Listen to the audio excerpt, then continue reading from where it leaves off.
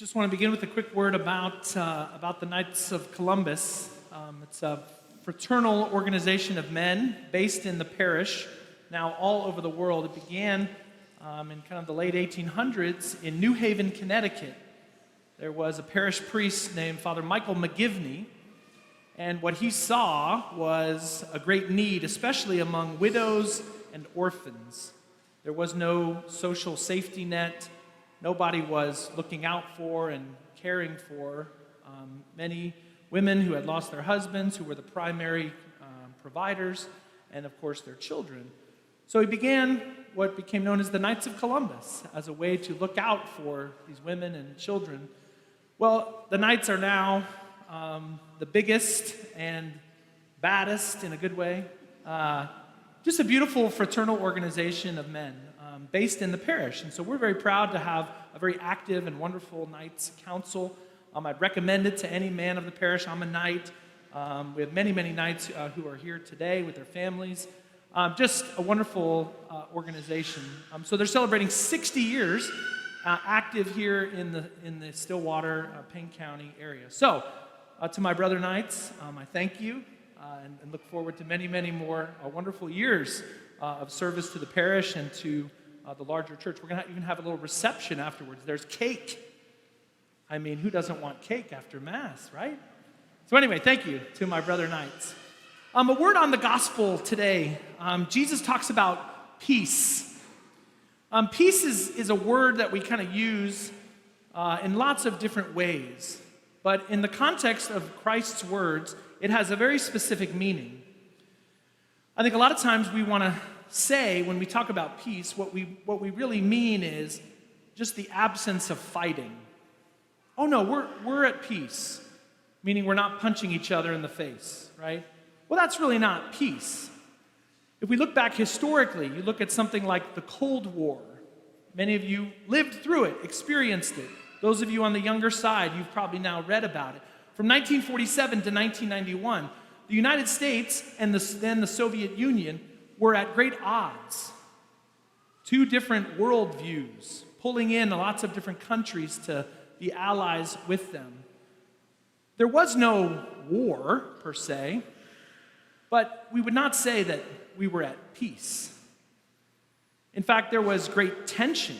Some of you will remember drills at your school and having to get underneath the desk to practice in case the Russians come and bomb our country.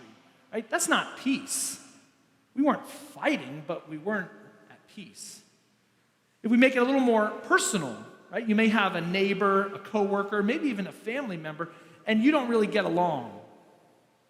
Maybe there's like a deep hatred there. Maybe you just have a disagreement over some issue. The fact that you're not physically fighting does not mean that you're at peace. There's a tension that exists between you. So peace is not just the absence of war. Peace, as Christ describes it, is something that comes from Him. We see an example of it in the first reading of Acts of the Apostles, chapter 15. The Jewish people and the Gentiles are at odds. They're at odds of how best Christianity is to be practiced in the first century. The Jewish people, the chosen people, they've been at this for a long time. The Gentiles had only recently been evangelized, so they're kind of new on the scene. And the Jewish people are like, no, we don't do it like that. And the Gentiles are like, well, we don't want to do it like you do it. They are at odds. And yet, from Christ, they're able to work through it. They're able to come to an agreement and to then be at peace with one another. So peace can't just be the absence of war. Peace, rather, is a deep sense of God's providence, a deep sense that God has put me in this place to serve Him. That even in a world where there's a lot going on, even in chaos, there can be peace. I've heard it said that the most peaceful person in the world was Jesus Christ on the cross. well, gosh, we wouldn't look at the crucifix and say, that's peace. But when Jesus was on the cross, he was doing the Father's will. He was following God's will. He was exactly where he was supposed to be. And in that, there was peace. And so, if we want to be peaceful, if we want to be peacemakers, if we want to be not just not at odds with each other, but truly at peace in our families, in our parish, in our world, that peace is not going to come from some worldly achievement or accomplishment. So often we try to find peace, we try to find that fulfillment in another person. I've heard it says even within marriage, if one puts every expectation onto one's spouse, you're going to crush them. There's that old line in that old movie that says, "You complete me." It can't work that way. It's a great line in a good movie, but we can't say that to our spouse, "You complete me." Well, what happens when your spouse isn't there anymore? We can't say and put that pressure onto a whole other person. We can't put that onto a job. We can't put that onto anything that the world is going to give us. As good as marriage is, as good as jobs are, they're not going to fulfill us and give us peace. Ultimately, if we are going to have peace in our lives, it's going to come from Christ. There's a beautiful image in the liturgy of what's called the Maronite Catholic Church. So most of us are Roman Catholics, Latin Rite Catholics. We have the celebration of the Mass in a certain way. Well, there are these other kind of smaller Catholic churches, all within the big Catholic Church. One of them is the Maronite Catholic Church, and it mostly comes out of the country of Lebanon. And the Maronite Rite Catholics, they celebrate the Mass as we do. They have the same readings as we do, but the Mass looks a little bit different.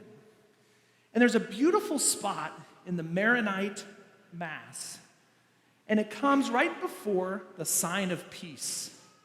Now, in our church, we have a sign of peace. It's something many people look forward to. In the age of COVID, it became something that we kind of dreaded, right?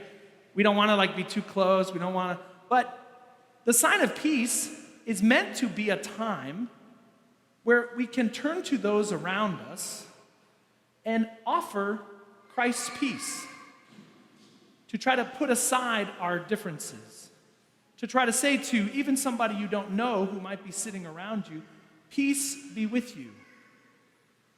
But where does that peace come from? Ultimately, we're giving that person the peace of Christ that is in us.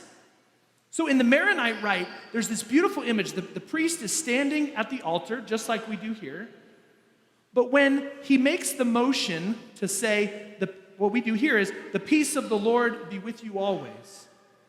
And then you respond, "And with your spirit." So I'm offering you the peace of Christ. Well, in the Maronite Rite, there's a motion that goes with it. The priest, with the Eucharist right in front of him, says, "The peace of the Lord be with you always." There's this motion as if sort of gathering up the peace of Christ right in front of him in the Eucharist, and then giving that away. It's really cool. It's a beautiful image. And it's one that we can think of, even though we don't do it here, just like that image of where does peace come from? It's not going to come from the world. It's not going to come ultimately from our job. It's not going to come from some school accomplishment. It's not going to come even from within a marriage or a family, as good as all those things are. Where ultimately are we going to find peace and fulfillment? In Jesus Christ. The peace of the Lord be with you always. A beautiful image. That peace comes from Christ and goes out to the world. Just something to think about. Where do we find fulfillment? Where do we find our deepest meaning? Where do we fulfill the deepest longings of our life? We find it in Christ. We find it in Jesus. And so, as much as we search and look elsewhere, the deepest peace, the fulfillment of all our desires and longings, will ultimately be found in the one who made us, in the one who fulfills us, in the one who sustains us, Jesus Christ in the Eucharist. My peace I give to you. The peace that I give is not of this world. The peace of Christ that comes to us, especially in the Eucharist, is ours to have. Not as the world gives, but as Christ gives, truly present in the Eucharist.